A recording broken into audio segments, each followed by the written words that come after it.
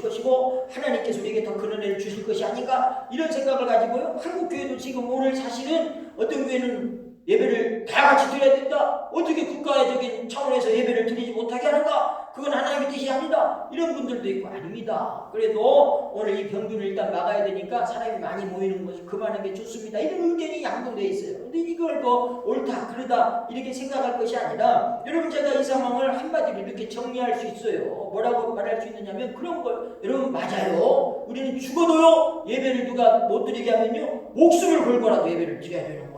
그 예배를 왜 드리는 거예요? 하나님 앞에 영광을 드리고 이웃들에게 사랑을 전하고 우리 모여서 하나님 앞에 기쁨과 감사를 표현하는 그 예배를 드리는 것이 마땅하지요. 그러면 왜 예배를 안 드려요? 목사님 왜 그래요? 그런데 여러분 잘 생각해 보세요. 이 예배를 드림으로 인하여 행여나 병균이 퍼지거나 그로 인하여 사람이 고통받고 예배를 드리는 걸로 인하여 사람들이 불안해하고 예배를 드리는 것이 오히려 모이는 것이 사람들에게 마음에 어려운 일이 된다. 그럼 여러분 그 예배는요 이렇게 가정 예배를 드려도 괜찮다. 뭔 말이에요? 예배를 드리는 걸로 불안과 초조를 조장하는 게 아니에요. 감사와 기쁨이 없는 그런 예배는요 이렇게 각 가정에서 드리면서 오히려 오늘 우리가 서로 얼마나 우리가 모여서 예배 드리는 것이 감사하고 기쁜 일인가 생각하는 건 오늘 그것이 바로 오늘 우리가 드리는 예배, 우리 가정 예배를 드리는 의미가 있다. 이렇게 생각하시길 바랍니다. 여러분은요 오늘은요 사순절 첫 번째 주일이 오늘이에요. 사실 이 본디 사순절이라 하는 것은요 성서의 사순절을 지켜라 이렇게 기록된 게 없어요. 사실은 이 사순절이라 하는 것은요 교회가 이렇게 발전해가는 이 제도권 안에 이렇게 생겨가면서 생겨난 이런 산물인데요. 사순절은 본래 어떤 뜻이었냐면 부활절 전야에 사실은 성탄절 전야보다도 부활절 전야가 역사적으로 큰 의미가 있었거든요. 그때 이제 어떤 일을 중시해서 했느냐면 세례를 그때 받았어요. 그러면 이렇게 사순절 기간에 세례받을 사람들을 준비를 쫙 시켜가지고 오늘 그 사람들이 40일 동안의 기간을 통해가지고 오늘 사순절을 잘 보내고 하나님의 말씀을 잘 듣고 정결하게 살아서 세례를 받는 그런 부활절 전야의 세례를 받는 이게 이제 사순절의 큰 의미였다는 거예요. 그래서 사실은 그게 어느 때 이렇게 정착을 했느냐면 325년에 열린 니케아 공유회 때부터 325년에 니케아 공유회 때부터 이렇게 사순절이라는 것이 정식으로 이렇게 40일간의 긴 기간을 하나님 은혜 가운데 지내게 합니다 라고 자리 잡은 거예요. 그러니까 여러분 왜 그러면 40이라는 숫자가 오늘 거기에 나올까? 50일 50일 수도 있고 그런데 왜 그러느냐? 오늘 잘 아시는 바와 같이 성서에서는요 40이라는 숫자가 대단히 큰 의미를 가지고 있습니다. 여러분 노아 홍수 때 40일간 밤낮 비가 내렸다. 창세기 7장 4절에 말씀하고 있고요. 예수님이 광야에서 오늘 본 말씀과 같이 40일간 금식을 마친 후에 광야에서 3번의 시험을 이기셨다. 이렇게 또한 모세가요 시내산에서 40일간 금식을 마친 후에 돌판에 계명을 받았다. 그리고 내려왔다. 기록되어 있잖아요. 더구나 출애굽한 히브리 사람들은요 약속된 가나안에 들어가기까지 광야에서 40년을 보냈습니다. 그래서 이 40이라는 숫자가요 오늘 우리 마음속에 어떻게 되냐면 고난과 변화를 상징하는 거예요. 그러니까 여러분 해마다 사순절 이 40여일 동안에 오늘 기간을 맞으면서 그냥 뭐 다른 데보다 좀 뭐 경건하고 뭐 구별된 삶을 산다 이런 정도 생각하는 게 아니라 어떤 기간이냐면 사실은요 오늘 이 광야 같은 그리고 이번 사순절 우리 마음속에 너무나 안타깝고 그런 시절이 또 돼버렸잖아요. 같이 교회에서 예배 드리는 것도 어렵고 사람과 사람이 만나는 것도 참 경계하지 아니할 수 없고 이 병균이 눈에 보이지도 않는 그것이 얼마나 또 창궐해가지고 오늘 여기서 얼마까지 갈 것인가 이런 마음에 참 안타까움을 가지고 있는 이때 사순절을 맞이했으니까 오늘 신앙인으로서요 오늘 2월 26일부터 제수요일 성회 수요일이라고 시작을 했거든요. 그런데 이 제수요일에는요 뭘로 시작하느냐면 사실은 그런 거예요. 우리가 타고 남은 죄를요 그 가지고 이마에다가 십자가를 그리면서 하는 얘기가 이런 얘기예요. 창세기 3장 19절 말씀에 사람은 흙에서 났으니 흙으로 돌아갈 것을 생각하라. 이 얘기를 쉽게 말하면 이게 뭔 얘기냐면요 야 너희들은 흙에서 왔으니 흙으로 가는데 뭘 자꾸 없어질 그 땅의 것으로 이렇게 죄를 짓느냐. 땅의 것에 너무 연연하지 말아라. 위의 것 봐라. 하나님의 그 뜻을 봐라. 그러면서요 오늘 그 시선을 어디에 두고 살아야 되느냐. 하늘나라 예수 그리스도 오늘 그분이 오늘 우리들에게 이 땅에 오셔서 무엇을 주셨는가 그 소망을 가지고 살아라. 이런 의미로 오늘 사순절의 의미가 있는 거예요. 여러분 하나님은 사실 우리로 하여금 너희들 40일이니까 고난 주간 마음으로 살아라 이렇게 말한 건 없어요. 사실 여러분, 하나님이 우리에게 은혜를 주신 것은 여러분이 잘 알다시피 거저 주신 거잖아요. 어떤 값도 치르지 않았어요. 그러나 여러분, 거저 줬다고 그건 그냥 값 없는 것이 아니요, 하찮은 것은 아니라는 얘기예요. 마틴 루터가요, 그것은 귀족의 고함이라는 책에서요 이런 글귀가 있어요. 빨래를 짜봐라, 물이 나오는 것이다. 성경을 짜봐라, 피가 나올 것이다. 구약을 짜봐라, 짐승의 피가 나올 것이다. 신약을 짜봐라, 예수님의 피가 흘러나올 것이다. 이런 말씀을요 귀족에게 고함이라는 책에 기록하고 있어요. 성경에서 그리스도의 피를 보지 못한다면요, 이건 뭐예요? 여러분, 영적 장님과도 같은 것 아닙니까? 요한복음 5장 39절에 너희가 성경에서 영생을 얻는 줄 생각하고 성경을 연구하거니와 이 성경이 곧 내게 대하여 증언하는 것이니라, 이렇게 기록되어 있습니다. 여러분, 피라고 하는 것이 뭡니까? 여러분, 생명 아닙니까? 피 흘림이 없다 그러면 여러분 죄사함도 없는 거예요. 그래서 히브리서 9장 22절에 보면 피 흘림이 없은즉 사함이 없느니라. 예수님이 보혈을 흘리기 때문에 오늘 어떻게 우리가 죄사함을 받았다 이 말 아닙니까? 그러므로 우리는요 보혈의 은혜를 누리며 사는 거예요. 여러분, 오늘 로마서 8장 33절로 34절 말씀해 보면요, 누가 등이 하나님께서 택하신 자들을 고발하리요, 의롭다 하신 이는 하나님이시니 누가 정죄하리요, 죽으실 뿐 아니라 다시 살아나신 이는 그리스도 예수시니 그는 하나님 우편에 계신 자요 우리를 위하여 간구하시는 자시니라. 할렐루야. 오늘 이렇게 주님 우리에게 말씀해 주십니다. 그러므로 로마서 8장 1절 2절에 그래요. 그러므로 이제 예수 그리스도 안에 있는 자에게는 결코 정죄함이 없나니 이는 그리스도 예수 안에 있는 생명의 성령의 법이 죄와 사망의 법에서 너를 해방하였느니라. 이렇게 기록하고 있습니다. 여러분, 사순절을 맞아 예수 그리스도의 보혈을 기억하고 보혈의 은혜를 우리는 다시 회복해야 되는 거예요. 오늘 전에 나와서 예배드리는 것이 얼마나 감사한 일인지 오늘 우리는 마음속에 새겨야 되는 거예요. 그리하여 잃어버린 신앙이 회복되고 잃어버린 예수님을 다시 찾는 사순절이 되시기를 주님의 이름으로 축복합니다. 예수님의 보혈을 잃어버렸던 에덴 동산을 다시 찾는 회복함으로 기쁘고 즐겁고 행복하게 사시기를 주님의 이름으로 축복합니다.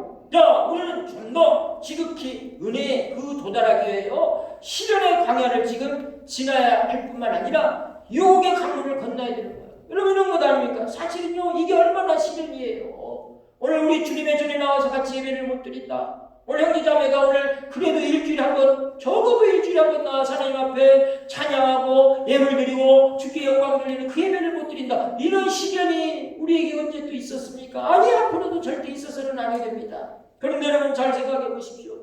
이 시대가 우리를 얼마나 유혹하는지 몰라요. 예배를 못 드리게 하는 유혹, 하나님의 뜻과 반대되도록 살도록 우리를 유혹하는 일이 얼마나 많은지 모릅니다. 그러나 오늘 예수 그리스도의 십자가를 지셨듯이 여러분, 오늘 주님 말씀하신 바와 같이 나를 따르려거든 너희도 너희의 십자가를 지고 나를 따르라 주님 명령하셨듯이 오늘 사순절 기간 그런 은혜가 여러분들에게 마여 오직 십자가의 그 길을 따르시는 여러분 되시기를 주님의 이름으로 축복합니다. 여러분, 오늘 말씀에 보면요 구약에도 그렇고 신약 말씀에서도 보면 그렇고요, 오늘 우리들에게 유혹의 장면에 대해서 쫙 나옵니다. 오늘 창세기 본문에 보면요 아담과 하와가 직면했던 유혹이 있잖아요. 또 복음서에 보면 예수님께서 마귀 사탄에게 유혹을 받아요. 오늘 이렇게 유혹을 받는 것인데 오늘 우리는 어떻게 돼서 인간이라는 것은 유혹이 이렇게 있는 것인가? 오늘 창세기 2장 15절로 17절 말씀 다시 봅니다. 여호와 하나님이 그 사람을 이끌어 에덴 동산에 두어 그것을 경작하며 지키게 하시고 여호와 하나님이 그 사람에게 명하여 이르시되 동산 각종 나무의 열매는 내가 입으로 먹되 선악을 알게 하는 나무의 열매는 먹지 말라. 내가 먹는 날에는 반드시 죽으리라. 이를 명령하셨어요.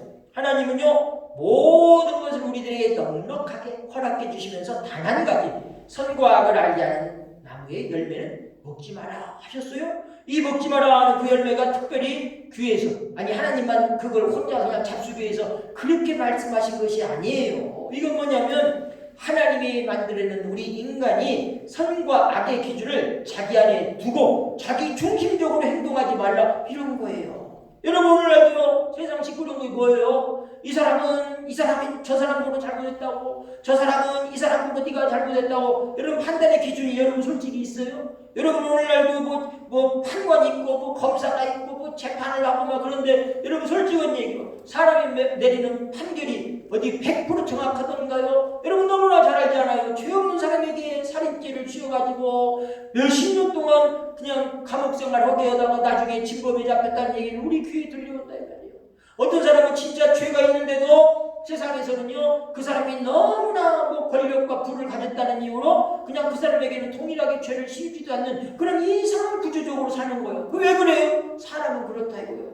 하나님이 오늘 선악과를 금한 것은요 오늘 그런 인간의 중심적인 판단으로 인하여 세상을 움직이면 안 되니까 동산 중앙에 선악과는 금했다 이거예요.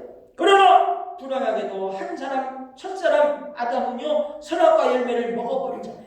그래서 선과 악의 기준을 자기 안에다가 두어보게 되는 거예요. 그 결과 그들의 눈이 밝아졌다, 알아졌다 이거예요. 자기들의 알몸인 것을 알고 부끄럽게 되었다라고 창세기는 전하고 있어요. 인간이 자기 기준으로 선과 악을 판단하고 말하면서부터 하나님과 인간 앞에는요 오늘 하나님과 인간 앞에는 어떤 뭔가 가까이 갈 수 없는 창벽이 생겨버린 거예요. 오늘 그걸요 제가 다시 한번 길지만 읽어볼게요. 창세기 3장 1절로 7절 말씀을 좀 여러분 쉬운 공동 번역으로 한번 읽어볼게요. 야훼 하나님께서 만드신 들짐승 가운데 제일 견고한 것이 뱀이었다. 그 뱀이 여자에게 물었다. 하나님이 너희들로 이 동산에 있는 나무 열매는 하나도 따먹지 말라고 하였다는데 그것이 정말이냐? 여자가 뱀에게 대답하였습니다. 아니다. 하나님께서는 이 동산에 있는 나무 열매는 무엇이든 마음대로 따먹되 죽지 않으려거든 이 동산 한가운데 있는 나무 열매는 따먹지도 말고 만지지도 말라고 하셨다. 그러나 뱀이 여자를 깨웠다. 절대로 죽지 않는다. 그 나무 열매를 따먹기만 하면 너희 눈이 밝아져서 하나님처럼 선과 악을 알게 될 줄을 하나님이 하시고 그렇게 하신 것이다. 여자가 그 나무를 쳐다보니 과연 먹음직도 하고 보기에 탐스러울 뿐더러 사람을 영리하게 해줄 것 같아서 그 열매를 따먹고 같이 사는 남편에게도 따주었다. 남편도 받아 먹었다. 그러자 두 사람은 눈이 밝아져 자기들이 알몸인 것을 알고 무화과 나무 잎을 엮어 앞을 가리웠다. 이렇게 기록되어 있어요. 여러분 이 교부들은요 아담과 하와를 유혹했던 이 뱀을 가리켜서 살그머니 마음속으로 기어드는 악한 상념이다 이렇게 표현했더라고요. 사람과 사람 사이에 살면서 숨어들어 사악한 생각을 하게 하는 존재가 바로 악마다 이거 아닙니까 여러분? 아담은요 이 유혹하는 뱀에게 속아 넘어가서 결국 하나님을 속이고 버림을 받고 말았습니다. 이렇게 해서 인류 역사의 첫 장은 사람의 실패로 끝났고 세상은 사악한 상념이 지배하는 혼란스러운 그런 곳이 땅이 되어버렸다는 얘기예요.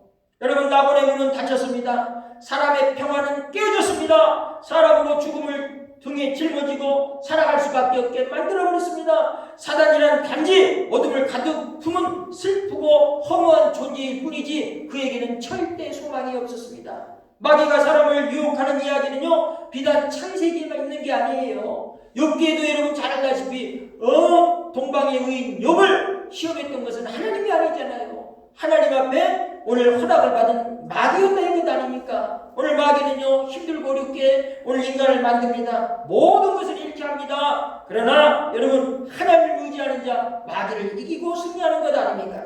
여러분 이렇게 하나님의 말씀 가운데 오늘 사는 우리들에게 오늘 마태복음 말씀에 보면요 그 악마가 하나님의 아들 예수 그리스도를 찾아가지 않습니까? 우리는 마치 큰 시합을 진짜 보는 듯한 그 예수님과 마귀 악마의 대결을 쫙 보는데 마태복음 4장 1절로 3절에 보면 그때 예수께서 성령에게 이끌려 마귀에게 시험을 받으러 광야로 가서 40일을 밤낮으로 금식하신 후에 죽이신지라.